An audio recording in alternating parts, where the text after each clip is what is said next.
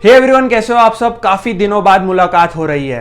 इस टेक्नोलॉजी से भरी दुनिया में हम सबका फोकस स्क्रीन पर बढ़ता जा रहा है, जिसकी वजह से हम कई बार अपनी आईज और पोस्चर के बारे में भूल जाते हैं और इसकी वजह से होता है आंखों में स्ट्रेस, हेडेक और बैड पोस्चर की वजह से नेक पेन, बैक पेन। अगर आपने शॉर्ट टर्म पे इस पर फोकस नहीं किया तो लॉन्ग टर्म में इसके काफी खराब कॉन्सिक्वेंसेस हो सकते हैं। टेंशन मत लो, इसीलिए मैं आप लोगों के लिए लाया हूं 5 योगिक एक्सरसाइजेस जिसकी मदद से आप अपने पोस्चर को और अपनी हेल्थ को ओवरऑल बेटर बना सकते हो। आप इसे इजीली कहीं पर भी प्रैक्टिस कर सकते हो, अलग से सेपरेट टाइम निकालने की जरूरत नहीं है। सिंपल है, आप लर्न कर सकते हो आसानी से और पक्का दावा है कि आपको इंस्टेंट इससे फर्क दिखेगा अपने एनर्जी लेवल्स में। स्पेशली इसमें मैंने 2 आईज की एक्सरसाइजेस बताई है क्योंकि कई लोगों को हेडेक होता है और ये हेडेक का रीजन ही होता है क्योंकि हम बहुत सारा टाइम स्क्रीन को देते हैं और हमारी जो आई की मसल्स है वो रिलैक्स नहीं हो पाती। तो शुरू करते हैं कुछ योगा की पढ़ाई। सूक्ष्म व्यायाम की ये 2 आई प्रैक्टिसेस है। Number 1, blinking.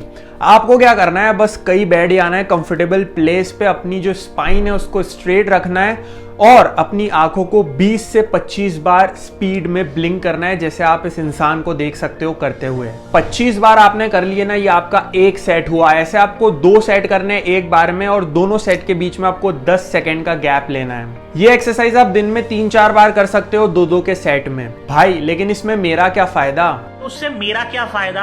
इसके बेनिफिट्स ये है कि आपकी जो आई मसल पे टेंशन होता है ना, ये उसको रिलैक्स कर देता है। और दूसरा इसका बेनिफिट ये है कि कई लोगों को जिनको हेडेक्स होता है उनमें देखा गया है कि जब वो ये प्रैक्टिस करते हैं तो हेडेक्स काफी हद तक कम हो जाते हैं। अच्छा, दूसरी जो हमारी एक्सरसाइज है वो है पामिंग। ये भी बहुत सिंपल है लेकिन इसके फायदे अनेक है। कहते हैं ना, सिंपल चीजों को रोजाना करते रहो तो तुम्हारी लाइफ और बेटर होते जाएगी। आपको इसमें कुछ नहीं करना है, आपके पाम्स को रब करना है जब तक ये पाम गर्म नहीं हो जाते और जैसे ये पाम में आपको वार्मथ फील हो उसको अपने आईलिड्स पर रख दो। ज्यादा प्रेशर नहीं लगाना है, हल्के से अपनी आईलिड्स पे उस हाथों की वार्मथ को फील करना है और जैसे ही हाथ लगे कि हाँ भाई अब ठंडे हो रहे हैं तो फिर हटा दो, वापस से प्रोसेस को रिपीट करो। 4 से 5 बार इसको करो। इसके बेनिफिट्स ये है कि आईज की जो नर्व्स होती है उनको रिलैक्स कर देते हैं और जिनको ड्राउजीनेस की प्रॉब्लम होती है ना, बार बार दिन भर नींद आती है, वो चीज भी इससे सॉल्व हो जाती है। लेकिन रेगुलर बेसिस पे करना है, ऐसा नहीं एक बार कर दियो और बोले भाई नहीं हुआ तो पैसा वापस दे दो। तीसरी जो हमारी प्रैक्टिस है वो है शवासना।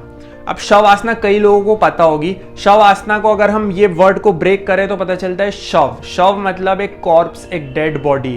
तो आपको इसमें कुछ नहीं करना है, बस आपको एक जिंदा लाश की तरह लेट जाना है। अपने पैरों के बीच में 1 से 1.5 फीट का गैप रखना है, हाथों में 8 से 9 इंचेस का गैप रखना है और अपनी बॉडी को बिल्कुल रिलैक्स कर देना है जमीन पे लेट कर। आपके जो हाथ है ये उल्टे होना चाहिए आसमान की तरफ। अपनी आईज क्लोज रखना है। स्टार्टिंग में आपकी बॉडी में अगर कहीं पर भी आपको कुछ टेंशन फील हो रहा है तो उस बॉडी पार्ट को मूव कर लो, लेकिन इस आसन का गोल ये है कि आप एक बार कंफर्टेबल हो जाओ तो काफी टाइम तक के आपको उसी पोजीशन में रहना है विदाउट मूविंग। इसके बेनिफिट्स ये है कि आपका सेंट्रल नर्वस सिस्टम को काम कर देता है, आपके ओवरऑल स्ट्रेस को रिड्यूस कर देगा और आपकी अवेयरनेस को ये बहुत ज्यादा बढ़ा देगा। The 4th one is meditative asana. अब नाम से ही समझ में आ रहा है मेडिटेशन इसमें आपको करना है।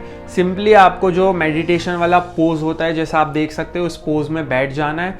उसके बाद आपको अपनी बैक स्ट्रेट रख के, नेक स्ट्रेट रख के, अपनी आईज क्लोज करके अपनी ब्रेथ्स पे फोकस करना है और जितनी देर तक हो सके शांति के साथ अपने ख्यालों के साथ बैठना है। अपने ख्यालों को आते और जाते देखना है। धीरे धीरे रियलाइज करना है कि आपके जो ख्याल आ रहे हैं ये क्यों आ रहे हैं, कहाँ से आ रहे हैं, इसका रूट कॉज क्या है, इसका डिजायर क्या है, इसका कॉज क्या है पीछे।